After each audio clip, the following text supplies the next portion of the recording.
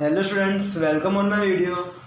In previous lecture, we discussed about terminology of accounting और last lecture में हमने as soon as possible जितने हो सके उतने पॉइंट्स हमने कवर किए थे और मैक्सिमम मुझे पता है तब तक business transactions, capital drawings, assets, liability, this type of points are covered in our last lecture. So in this lecture again I will cover maximum points of your terminology of accounting.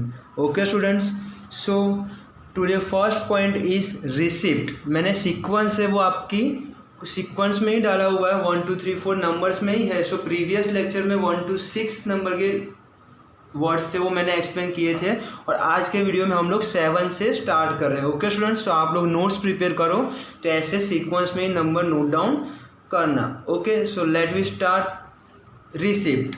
So what is the receipt? When money is received due to consequence of business transaction it's known as receipt. Receipt का meaning क्या है कि कोई भी मतलब receipt होती है उसके एक्सचेंज में हमें क्या होता है, मनी रिसीव्ड होता है. कॉन्सिक्वेंसली हमें क्या होता है, बिजनेस ट्रांजेक्शन्स में से मनी रिसीव्ड होता है. So it's called receipt. Understood students? So again I will repeat it. When money is received due to consequence of business transactions it's known as receipt. Understood students? Mainly two types of receipt. First one is capital receipt and second one is revenue receipt. So first we start capital receipt. So what is the capital receipt? The receipt isn't received regularly. Such kind of receipts are known as capital receipts. मतलब जो भी receipts है वो हमें regularly received नहीं होती, मतलब जो हमें मनी रिसीव होते हैं वो हमें रेगुलरली रिसीव्ड नहीं होते. So that's call is our capital receipts. Like sales of assets. अब उसके जो एग्जांपल है वो क्या है, सेल्स ऑफ असेट्स. मतलब हमारे बिजनेस की कोई भी असेट्स होती है तो हम लोग क्या उसको क्या बोलते हैं, उसको सीक्वेंसली उसको सेल्स नहीं करते, क्योंकि हमको पता है कि जब हम लोग सेल्स करते हैं तो उसके एक्सचेंज में हमें क्या रिसीव होता है, मनी रिसीव्ड होता है. और जो भी असेट्स हैं हमारे बिजनेस की लाइक फर्नीचर, मशीन, बिल्डिंग, वो सब हम लोग जब परचेस करते हैं तो उसको क्या मिनिमम 1 ईयर या मोर देन 10 और 15 ईयर्स के लिए हम लोग उसको परचेस करके उसका यूज़ करते हैं. तो वो जो हम लोग सेल्स करेंगे तो वो हमारा जो मनी रिसीव होगा वो क्या होगा, रेगुलरली नहीं होगा, क्योंकि हम लोग जब असेट्स सेल करेंगे तब भी हमें मनी रिसीव होगा. और जो हम लोग असेट्स हमने परचेस किए वो हम लोग कब सेल्स करते हैं, सोल्ड कब करते हैं, तो आफ्टर 10 और 15 ईयर्स. तो वो क्या हो गया, सीक्वेंसली हमें रेगुलरली मनी रिसीव नहीं हो रहा है. So that's called capital receipt. Understood students? Let we see revenue receipt. These receipts are received regularly. Such kind of receipt are known as revenue receipt. So revenue receipt means कि हमें money received हो रहे हैं कैसे, regularly. Understood? जब भी हमें money received regularly होते हैं तो वो हमारे लिए क्या हो जाएगा, revenue receipt. Like example is income of rent. अब हमारा कोई हाउस है या शॉप है और हमें उसने क्या दिया है, उसको कोई एक पर्सन को रेंट पे फैसिलिटी प्रोवाइड की है तो उसके एक्सचेंज में हमें क्या हो जाएगा कि मनी रिसीव्ड होगा. तो हमें क्या वो मनी जो होगा वो रेंट रिसीव होगा, वो क्या होगा, एवरी मंथ हम लोग वो रिसीव करेंगे. So that's kind of receive. It's known as revenue receipt. तो आपको डिफरेंट क्लियर हो गया students. Capital receipt means the receipt isn't received regularly, मतलब जो रेगुलरली रिसीव नहीं होती है वो हमारे लिए क्या है, capital receipt. And revenue receipt means this receipts are received regularly, मतलब हमें कोई भी प्लेस पे से रेगुलरली इनकम रिसीव होती है, मनी रिसीव्ड होते हैं regularly. That's called is our revenue receipt. Understood students? So next point is payment. What is the payment? Money paid due to consequence of business transactions is known as payment. मतलब business transactions के through हमें money paid करने होते हैं वो हमारे लिए क्या हो जाएगा, पेमेंट. अंडरस्टूड? जो ये पेमेंट वर्ड है वो किसका, जो हमने अभी लर्न किया, एक्सप्लेन किया मैंने, रिसिप्ट वर्ड था उसका ऑपोजिट वर्ड है। रिसिप्ट में हमें क्या होता है कि मनी रिसीव्ड होते थे from the basis of business transaction, but in payments money paid on the basis of business transactions. So payments का मीनिंग आपको क्लियर हो गया। Money paid due to consequence of business transaction is known as payment. Understood students? Okay, so next point, revenue. Revenue means one type of income of our business. So let we understood, goods and services are sold to the customers respectively. If credit sales are made, an amount is receivable is known as revenue. Revenue क्या है कि हम लोग कोई भी हमारे business के customers होते हैं उनको कोई भी गुड्स या सर्विसेज प्रोवाइड करते या सोल्ड करते, और वो भी क्या, क्रेडिट पे हमें वो सोल्ड करते, उसके एक्सचेंज में हमें इमीडिएटली कैश रिसीव नहीं करते, बट उसको क्या इन फ्यूचर हम लोग रिसीव करेंगे। तो जो अमाउंट हमें इन फ्यूचर रिसीव होने वाले दैट्स कॉल्ड रिसीवेबल, और जो अमाउंट रिसीवेबल होगी वो हमारे लिए क्या हो जाएगी, रेवेन्यू। अंडरस्टूड? मतलब कोई भी कस्टमर को हम गुड्स या सर्विसेज प्रोवाइड करते हैं ऑन क्रेडिट, तो उस टाइम पे जो अमाउंट हमें इन फ्यूचर रिसीव्ड होने वाली है वो हमारे लिए क्या हो जाएगा, रेवेन्यू। और revenue is one type of income of our business. Understood students? So like example, outstanding rent. अब हमने कोई पर्सन को शॉप रेंट पे दिया है कि मेरी एक शॉप है, आप उसको यूज़ करो, मुझे every month 5000 rupees rent paid करना, बट वो पर्सन की कंडीशन इतनी अच्छी नहीं है, तो उन्होंने क्या किया, 2 मंथ का रेंट हमने पेड नहीं किया है, तो हमने क्या बोला कि इन फ्यूचर आप मुझे पेड कर देना। सो 10,000 रुपीज़ है वो हमारे लिए क्या हो जाएगा, रिसीवेबल्स अमाउंट हो जाएगी। So 10,000 is also known as revenue of our business. Understood students? Good. Next topic, expense. So the amount spent and benefit of which is available to the respective accounting year is known as expense. Good. Expense क्या है? So expense क्या है कि कोई भी amount हम लोग spend करते, यूज़ करते, यूटिलाइज करते, और उसके एक्सचेंज में हमें क्या होता है, बेनिफिट रिसीव होता है for the respective accounting year. 1 year, accounting year कितना होता है, 12 मंथ का, मीन्स 1 ईयर। तो अकाउंटिंग ईयर का जो हमें बेनिफिट रिसीव होता है वो हमारे लिए क्या हो जाएगा, जो अमाउंट हमने स्पेंड किए is known as our expense. Understood? Like example of expense is salary expense. अब कोई कंपनी है और उसमें वो लोग क्या कर रहे हैं, सपोज टाटा कंपनी है, तो टाटा कंपनी क्या कर रही है कि एवरी मंथ एम्प्लॉयज़ को सैलरी पेड कर रहे हैं। अंडरस्टूड? बट वो अमाउंट उसको स्पेंड कर रहे हैं, सैलरी के पीछे वो लोग अमाउंट स्पेंड कर रहे हैं, बट उसके एक्सचेंज में उनकी कंपनी को क्या मिलता है, at the end of the accounting year company received large number of profit. जो अमाउंट उन्होंने स्पेंड किए सैलरी के, एम्प्लॉयज़ को पेड किया, बट उसके एक्सचेंज में एम्प्लॉय ने उनको वर्क करके दिया, और वो वर्क के बेसिस पे वो कंपनी ने at the end of accounting year बहुत सारा प्रॉफिट अर्न किया। Understood students? तो एक्सपेंस क्या है, the amount spend and benefit of which is available to the respective accounting year is known as expense. Understood students? So mainly two types of expenses. First one is capital expense and second one is revenue and expense. So let me see what is the capital expense. This payment is not regular in nature.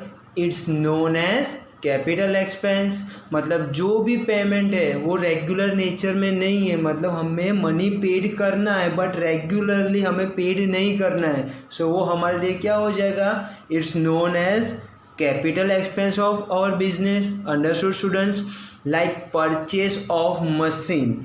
अब कोई भी machine होता है या कोई भी assets होती है हमारे बिजनेस की, तो हम लोग क्या उसको एवरी मंथ या एवरी ईयर उसको परचेस नहीं करते, बट जब हमने वन टाइम मशीन या कोई असेट्स परचेज कर लिया तो उसको मोर देन 5